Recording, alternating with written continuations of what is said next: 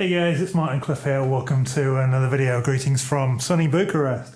I'm aware that last week I said I only had 2 casual long sleeve shirts, and then I remembered about this one. And it seemed appropriate for this video, as did the t-shirt underneath it. But this video is the first part of a 2-part video called Guitars I Will Be Selling in 2022. But before we go any further, make sure you click that thumbs up icon, subscribe to the channel if you're not already, because only around 7.5–8% of my viewers are subscribed, and it'd be really great to have you on board. And comment below if anything inspires you. So one of my goals as part of the move to Bucharest was to sell a significant proportion of my guitar collection. The reason this video will be in 2 parts is that a number of the guitars that I am looking to sell are back at my parents' house in the UK. So you'll see it next week, but it'll be a month or so before I get around to filming this. I'm filming this in early October. It's just everything is complicated and taking time. We're moving to a new country and all those sorts of things. But let's go straight on with the first guitar I am selling and why.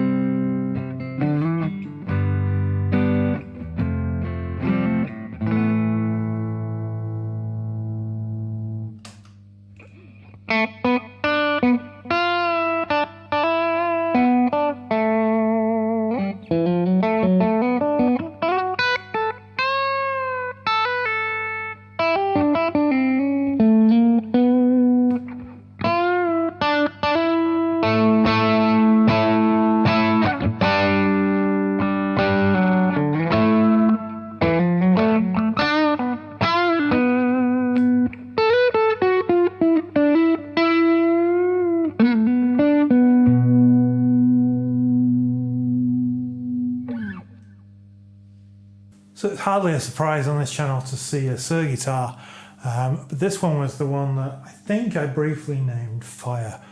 And I never fell in love with this guitar, I never really bonded with it. The top, while very uniform flame maple, is boring. The neck is a bit too satin, it's a bit ugly aesthetically, and it just doesn't feel as nice to play as say Red or Mikey or Blue, and probably over time it would wear in and oil in to the natural oils of my fingers, but it's just never won me over, this guitar. So this will be going. It's a Suhr Standard Pro. It is stock. I've not got the tremolo arm in, but I've not got a tremolo now in this. I did briefly, and then I took it back out and just returned it to stock because I realised that it was not going to remain as part of my collection.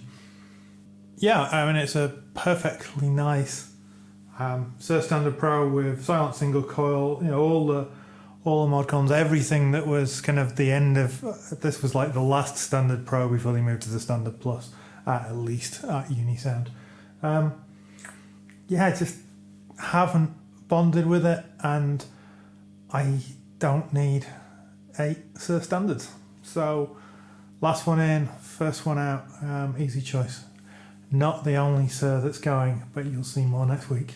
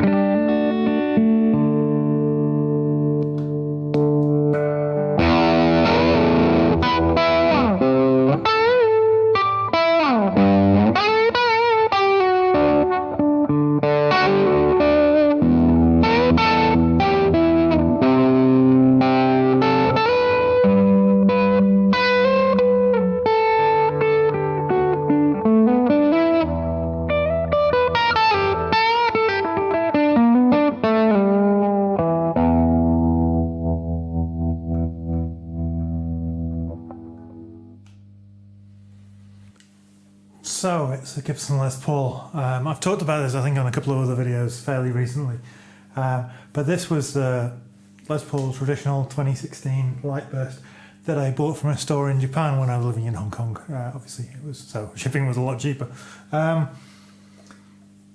It's just not as nice as my other Les Paul. I am debating, so I'd love to know your thoughts about this, setting it back to not a wraparound bridge and putting the original Gibson pickups back in. I still have them in the cupboard, because I don't know that the Brandon wound pickups that are in here, which are wonderful, I don't know that they would necessarily improve the retail value significantly.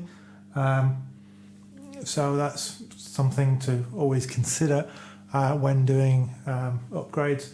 It was an upgrade I did for me rather than maybe an upgrade that I did for the next owner. And also at the back of my mind there is a thought that if I am to ever buy another guitar, and that's quite a big if to be honest at this current stage in my career, and certainly with my mindset the way it is at the moment, but if I was to buy another guitar in the future, it would likely be a 335 or something along those lines, and maybe I'd want to put these pickups in that. I don't know. It's just a thought. It's not a particularly difficult operation to stick some pickups back in. It's a pretty quick job. But yeah, let me know what you think. But yeah, this guitar, it's not too heavy for a Les Paul. It's under £9, just. It plays fine. It's a great Les Paul traditional T from 2016, which was a great year for the traditional Ts. I'm just not a Les Paul player. I just really don't bond with them. My other Les Paul has attachment. It was mostly funded by my parents, partly with inheritance money when my granddad passed away. So it's got a lot of special connection to me, that guitar. This doesn't have any. And I don't need two Les Pauls. But it's great. It's just don't need it.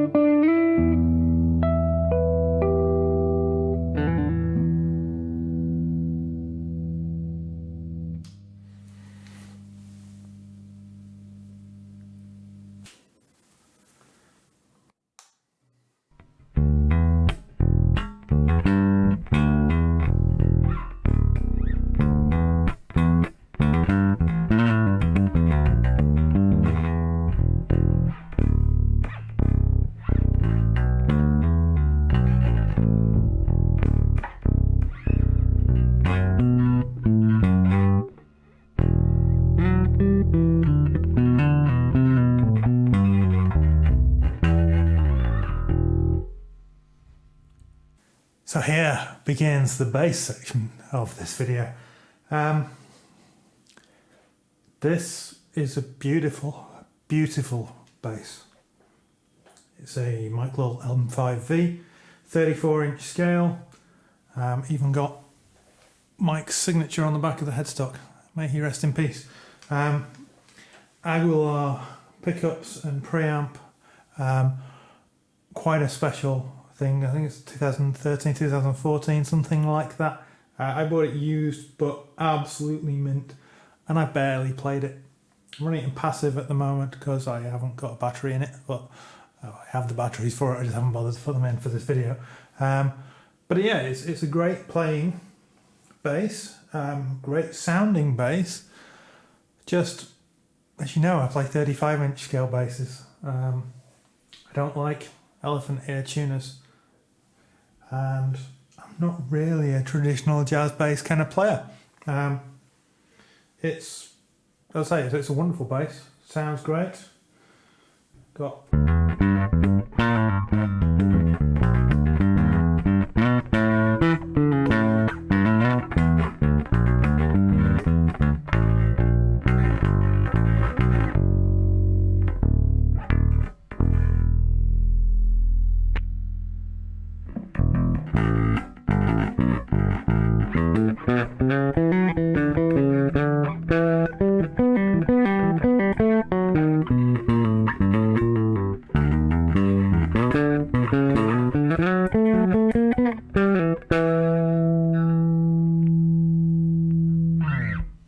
so even in passive mode, it's got a great sweep and a lot of tonal variation. Stick a battery in, engage the preamp, and it's a wonderful sounding bass, and it really does play really well. Just don't need it. Downsizing. I got a pretty good deal on it when I bought it, so I don't think I'll make a loss on it. But just needs to move on. What can I say? It's a great bass. Someone will be very happy with it. It's just that someone isn't me.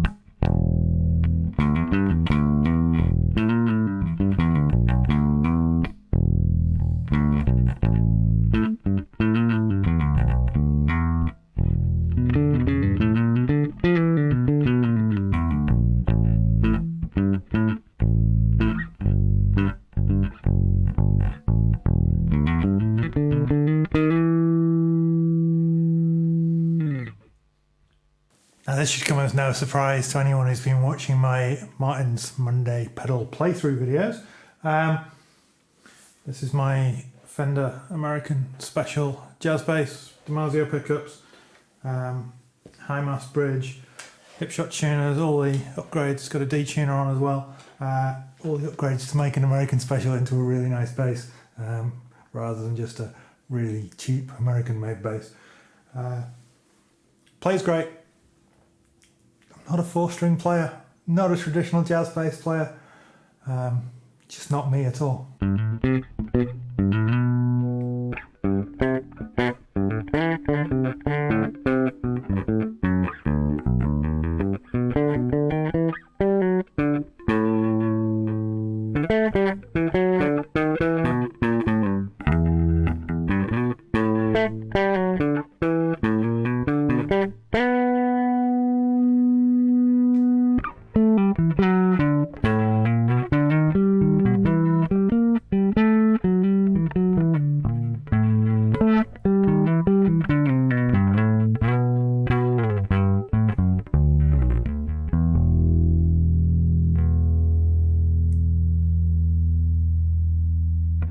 So I'm pretty sure the serial number shows that it's a 2011.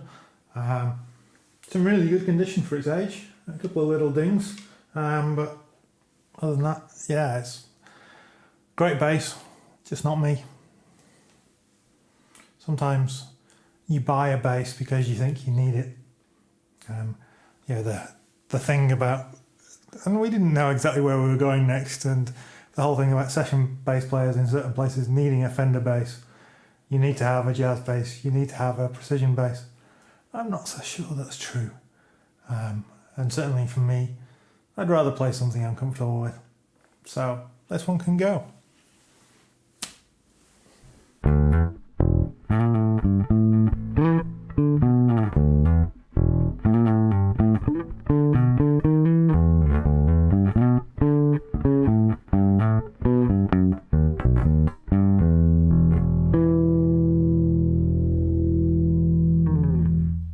So the other star of my Martin's Monday pedal playthrough video, that's quite hard to say. Again, no real surprise, Fender American Special precision bass in this fairly unique finish. Beautiful, beautiful bass. Yeah, I think it's a kind of matte nitro finish that was redone in this kind of honey burst. I've got flat wound chromes strings on it for that P bass with flat wound sound. But I have a Lull P5 that is a 35-inch scale, has a 5th string, and is a P bass with flat wounds on it. So, and even though I don't play that a whole lot, that ticks all the boxes that this does and is my kind of bass. So again, this will make someone very, very happy. It is a beautiful bass. It plays really nicely.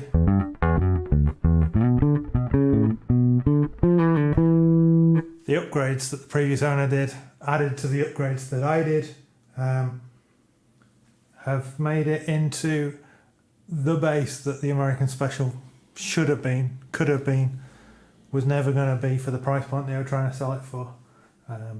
I'll probably make a little bit of a loss on this, but you know, it's as long as it goes to someone who's going to really embrace it and enjoy it, that's okay. I played it for what I needed to play it for, and realised that it's just not my thing.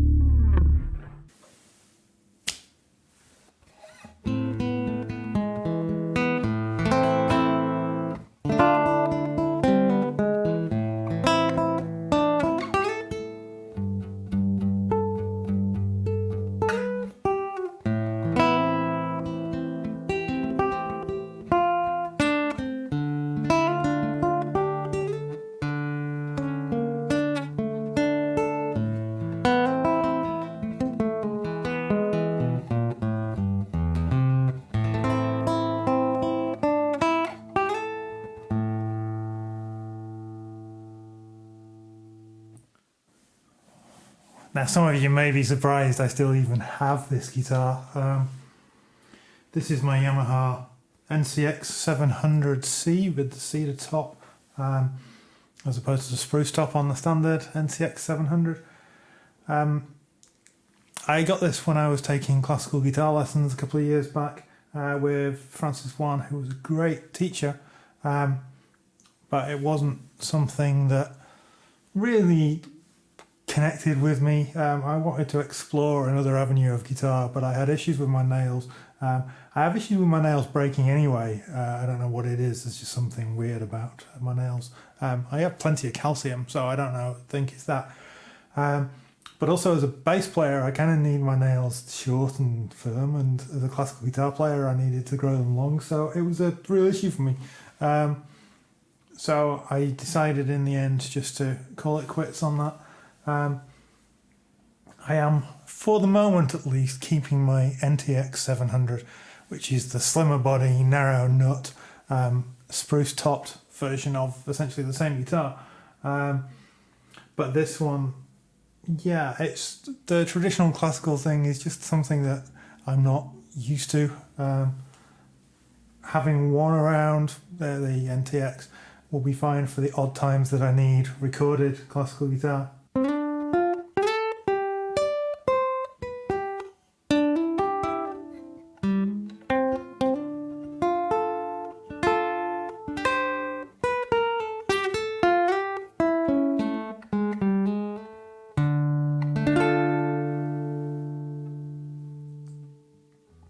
But this is a guitar that fairly quickly after I got it, I realised was just not me and was surplus to requirements. Considered selling it in Hong Kong, but I decided, as with a lot of the instruments, that because the used market is so poor in Hong Kong, I would bring it over to Europe and try my luck over here. I've considered giving this away to somebody. I have somebody in mind if I decide to do that. Haven't made that decision. So whether this is sold or whether this is given, time will tell. But certainly it will be moving on from my collection in or before 2022. So I hope that was an interesting part one of my guitars that will be moving on. I had honestly hoped to have sold all of them before now, but between moving to Bucharest and that all taking a lot longer than planned, getting COVID, which put me out of action for the best part of 3 weeks, the varying levels of lockdown that's going on currently in Romania, the visa process and all that kind of hassle, the amount of time that's taking, and the fact that we don't have a car, getting to a post office to ship stuff, even if I had shipping materials, and we're still learning this place. We've only been here 8 weeks as I'm filming this, maybe 9 weeks. We're learning this city and how to live here, so I haven't kind of rushed to advertise guitars because I need to figure out how I'm going to ship them. I've advertised them locally, but beyond that, nothing so far. But yeah, 6 guitars that will be definitely moving on. Stay tuned next week when I'll be in a very different location with potentially very different audio quality, although I'll do my best to maintain it as well as I can. Certainly a different guitar amp and all that kind of stuff. But yeah, part 2 coming soon. Until then, make sure you're subscribed, like the video, comment below, particularly if you're interested in any of these guitars. I'm sure we can figure something out. But yeah, until then, take care and I'll see you soon.